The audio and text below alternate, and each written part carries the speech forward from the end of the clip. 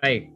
Jadi siklon tropis dikenal dengan berbagai istilah di muka bumi. Jadi banyak istilahnya di muka bumi, yaitu badai tropis atau tifon atau topan jika terbentuk di samudra Pasifik Barat namanya siklon atau cyclone. Jika terbentuk di sekitar India atau Australia sering disebut dengan hurricane. Jika dia terbentuk di samudra Atlantik. Jadi terjadinya siklon tropis itu di perairan ya, bukan di darat ya. Lain dengan puting beliung. Ya. Kalau puting beliung itu terjadinya di darat ya, munculnya. Ya. Baik, saya kira itu sehingga berdasarkan keterangan resmi BMKG melalui halaman Meteo BMKG disebut bahwa siklon tropis merupakan badai dengan kekuatan yang besar. Radius rata-rata siklon tropis sekitar sampai 150 sampai 200 km. Jadi kalau kita lihat ya, jadi jari-jari maksudnya dari mata siklon ke sini itu sekitar bisa 150 km sampai 200. Ya. Itu namanya jari-jari pada siklon tropis. Ya. Ada yang mau bertanya di sini?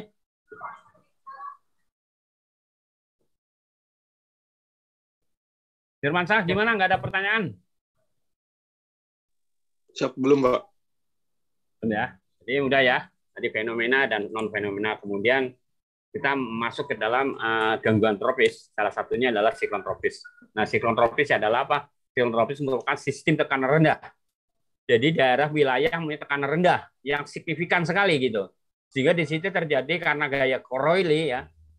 Gaya Coriolis itu kan disebabkan oleh rotasi bumi. Jadi di situ muncul perputaran ya di daerah sistem tekanan rendah ya. Nah, itu salah satunya dia adalah siklon tropis. Nah, siklon tropis sendiri terbentuk di atas lautan luas yang umumnya suhu permukaan air yang hangat lebih dari 26 derajat, 26,5 derajat. Jadi biasanya dia di atas ST yang suhunya di atas 26,5 derajat baru dia mempunyai persyaratan untuk terjadinya siklon tropis. Angin kencang yang berputar di dekatnya mempunyai kecepatan angin lebih dari 63 km per jam. Ya, itu sekitar 30 km per detik. Kadangkala di pusat siklon tropis terbentuk satu wilayah dengan kecepatan angin relatif rendah dan tanpa awan yang disebut dengan mata siklon. Jadi di mata siklon sendiri ya, di mata siklon tuh ini apa? Malah tenang, daerah tenang. Tahu mata siklon. Jadi di mata siklon, jadi seperti kita lihat di sini. Nah, ini mata siklon nih ya. Biasanya mata siklon adalah di tengah nih. Ini justru malah tekanannya ada nama anginnya malah kalem ya. Ya, daerah tenang malah. Yaitu apa yang disebut dengan tadi kadangkala pusat ya tadi. Kemudian sebagai informasi, diameter mata siklon ini cukup bervariasi, yaitu mulai dari 10 kilo sampai 100 km. Coba 100 km itu Jakarta Bogor, bayangin aja ya radiusnya ya. Jadi jari-jarinya itulah dimensi ini ya, diameter jadi 2 kali jari 2R. Itu besar ya. Karena di lewat seperti ya kelihatannya kecil. Masa siklon ini dikelilingi dengan dinding mata, yaitu wilayah berbentuk cincin yang dapat mencapai ketebalan 16 km yang merupakan wilayah di mana terdapat kecepatan angin tertinggi dan curah hujan yang besar. Nah, lihat. Jadi itu tadi diameter ya, diameter dan kecepatan relatif di mata siklon. Kemudian bagaimana dengan ukuran dan masa hidup siklon tropis? Jadi siklon tropis itu juga ada masa hidupnya ya, ukurannya juga ada itu. Jadi yang kecil sampai yang besar. Jadi diketahui ukuran siklon tropis menyatakan diameter wilayah yang mengalami gale force. Gale force artinya adalah angin yang kencang loh, yang berputar. Baik. Sehingga ukuran siklon tropis berdurasi mulai dari 50 km hingga 1.100 km. Coba sampai hingga 1.100 km, ada yang gede raksasa itu. Sementara itu masa hidup satu siklon tropis rata-rata antara 3 hingga 18 hari. Jadi bisa setengah bulan, tapi tidak bisa jarang sampai 1 bulan sih ya. Jadi masa hidupnya hanya 3 sampai 18 hari. Hal ini dikarenakan energi siklon tropis didapat dari lautan hangat. Maka siklon tropis akan melemah atau punah ketika bergerak memasuki wilayah perairan dingin dan masuk dari. Kenapa? Coba saya tanya, siapa nih? Coba ada mana? Irfan. Siapa? Ya, kenapa kalau maunya tropis itu ya, apa siklon tropis masuk ke daratan, malah dia namanya daratan dan perairan yang dingin itu malah lama-lama mati itu. Jadi nggak ada lagi awan di situ. Kenapa? Ya, izin Pak, karena untuk sumber tenaga dari siklon sendiri adalah perairan hangat Pak. Jadi kalau misalkan semakin ke daerah ekuator 0 derajat dan ke daerah daratan itu biasanya akan lemah hingga menghilang. Nah, kalau ke darat, ke 0 derajat sih memang. Jadi kan sebenarnya teorinya gini. Jadi kalau tadi kenapa masih daratan terus mati ya istilahnya. Kan ini umurnya sekitar 3 sampai 18 hari ya. Karena apa? Energi yang dia punya dia untuk merusak ya. Merusak bagian darat gitu. Sedang di perairan dingin dia bahan bakarnya makin mengecil karena tidak penguapannya kurang ya gitu. Kalau di daerah perairan dingin. Sedang masuk ke daerah ekuator 0 derajat itu kan Coriolisnya makin makin kecil karena di sini 0 derajat. Nah, ini yang menyebabkan dia tidak bisa berputar anginnya. Tapi kenyataannya akhir-akhir ini ternyata persyaratan itu sudah tidak berlaku hampir ya. Jadi banyak sekarang siklon tropis sudah masuk ke daerah Indonesia. Dimana dari Indonesia antara 10 derajat utara dan selatan. Nah, ini jadi suatu fenomena ya, fenomena khusus ya, yang perlu jadi penelitian loh. Mengapa ratusan tahun yang lalu tidak ada ya, jarang siklon tropis yang bisa masuk ke wilayah Indonesia. Contohnya di daerah Nusa Tenggara Timur maupun Barat. Kira-kira begitu ya, Irfan? Ya Pak. Paham, Pak. Jadi memang betul. Jadi tadi kalau masuk yang 0 derajat itu disebabkan karena rumusnya ada F ya, gaya Coriolisnya makin kecil, sehingga di situ tidak ada angin berputar. Ya, jadi kira-kira begitu ya. Izin Pak. Ya, gimana? Berarti untuk kalau di daratan dan daerah perairan dingin tuh bahan bakar dalam arti uap airnya itu kecil sehingga nanti akan habis sendiri gitu ya Pak energinya. Tapi kalau misalkan masuk ke daerah ekuator karena gaya Coriolisnya yang kecil gitu ya Pak. Ya, harusnya nggak bisa masuk.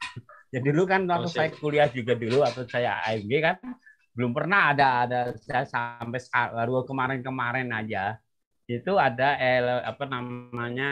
teori itu tidak berlaku diterjang ternyata bisa masuk lebih dari lebih kecil dari 10 derajat ya itu lintangnya dia masuk sampai Nusa Tenggara Timur Barat kan itu pernah dengar nggak itu ya jadi suatu fenomena yang langka gitu sekarang udah akhirnya teori itu gugur gitu loh ya ternyata dia bisa masuk di 10 derajat karena itu siklon tropis diperlukan gaya Coriolis yang besar sehingga dia berputar sambil berputar dia bergerak jadi dia punya dua gerakan rotasi maupun gerakan translasi gitu yang lurus ya kita lihat aja nanti yang akan datang gimana gitu ya tapi kalau masalah persanasan dia lewat di laut dan darat bedanya itu tadi kalau di laut dia dapat tambahan energi terutama perairan yang hangat ya yang suhunya itu atas 16 derajat gitu. 16 derajat, 26,5 derajat Celcius. Kalau dia dilewat di perairan yang tadi 20 derajat, dia akan kurang ya pertambahan dari uap airnya, energinya. Kira-kira begitu ya. Oke. Lanjut lagi. Karena macam-macam siklon tropis yang di Indonesia yang masuk Indonesia ya. Sebagai informasi daerah pertumbuhan siklon tropis adalah sebagai jadi di dunia ya di lautan dunia itu ya itu di Atlantik Barat ada Pasifik Timur, Pasifik Utara bagian barat, Samudra India bagian utara dan selatan, Australia dan Pasifik Selatan gitu ya kan. Sekitar 2/3 kejadian siklon tropis terjadi di belahan bumi bagian utara. Jadi 2/3 kejadian tropis di dunia itu mayoritas terjadi di belahan bumi utara. Jadi di lintang utara. Paham nggak? Ya, jadi sekitar 65% siklon tropis terbentuk di daerah 10 derajat 20 derajat dari ekuator, hanya sekitar 13%. Jadi yang terjadi di daerah ekuator di daerah tropis malah hanya 30%, tapi di atas lintang 20 derajat ya. Jadi masih di dalam wilayah tropis 23,5 derajat itu terjadi hampir 65% ya. kejadian siklon tropis. Sedangkan di daerah lintang ini jarang terbentuk. Jarang, masih kata-kata jarang ya. Jadi bisa terbentuk berarti ya. Jarang terbentuk gitu. Sampai sini ada yang bertanya mengenai macam-macam siklon tropis di Indonesia. Jadi kalau ada siklon tropis masuk ke Indonesia namanya beda. Kalau di luar negeri di atas lintang itu namanya Betty, ya kan, hurricane, ya. Namanya John Frank Kennedy. Ya, ada juga itu siklon tropis. Jadi apa namanya tapi kalau begitu masuk ke Indonesia menjadi apa? Kamboja, ya, Hartini, ya gitu loh. Jadi dinamain oleh BMKG pusat itu ya gitu. Ada yang bertanya? Jadi saya Izin, ulangi, Pak. ya. Izin bertanya, Pak. Kan kalau biasanya ada prediksi gitu, Pak. Nah, untuk lintasan siklon tropis sendiri kan biasanya nanti akan lewat ke negara ini, ke negara ini. Nah, itu kenapa bisa diprediksi lintasannya, Pak? Apakah Ya. dari kandungan uap airnya yang banyak atau seperti apa? Apakah Ya, emang setiap kejadian siklon tuh selalu sama gitu lintasannya? Terima kasih, Pak. enggak beda. Jadi kan ada penelitian-penelitian membuat penelitian siklon tropis ya, lintasan daripada lintasan tropis. Dengan makanya diberi nama dan sebagainya. Kenapa bisa diprediksi arahnya ke sana? Yaitu dengan satu formula ya, dengan melihat dominan rata-rata angin yang bertiupnya dan sebagainya gitu. Jadi itu bisa diprediksi. Jadi setiap namanya Betty, dia punya lintasan tuh, lintasan tetap gitu loh. Jadi karena dia sudah punya karakteristik daripada lintasannya tersebut gitu loh. Jadi makanya untuk memprediksi bahwa nanti melewati negara ini ya mudah gitu. Ada tuh formulanya. Jadi seperti BMKG itu apa dunia ya terutama ya seperti namanya seperti badan-badan dunia BMKG dunia itu ya tempat-tempat Australia, Singapura, di Eropa semuanya dia punya ini suatu formula ya karena setiap daerah yang dilintasi itu punya karakteristik masing-masing gitu ya. Jaksana ya. Paham? Coba, Pak. Ya, kalau nanti kalau bisa, kamu proposalnya ini enggak? Proposalnya apa kamu tuh? Yang semester belum ya? Semester 6 belum ya? Nanti Lupa. 7 ya? Ya, Ya. masih mempertimbangkan.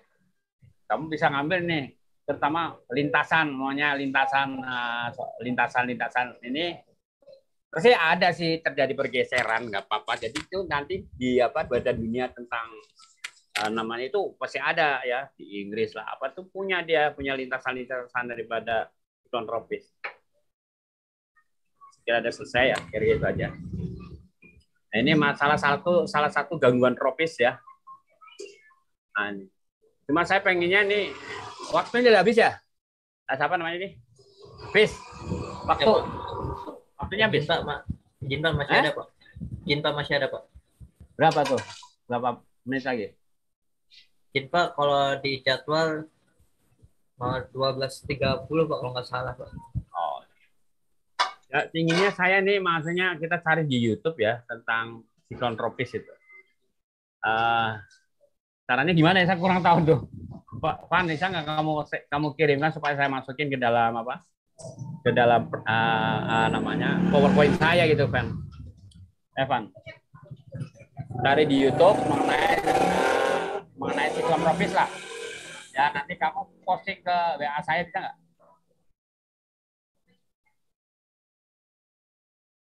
Mana caranya sih? Atau kamu kasih ini aja deh, instruksi dari situ aja. Ya, Izin, dari Pak. ya. Biasanya bisa ini di close share screen dulu biasanya Pak, terus membuka YouTube. Oh ya. Kemudian habis itu di jangan dulu lah. Ya urutan aja. Ini share itunya ini ya. Izin Pak, ini mungkin di close share screen dulu Pak.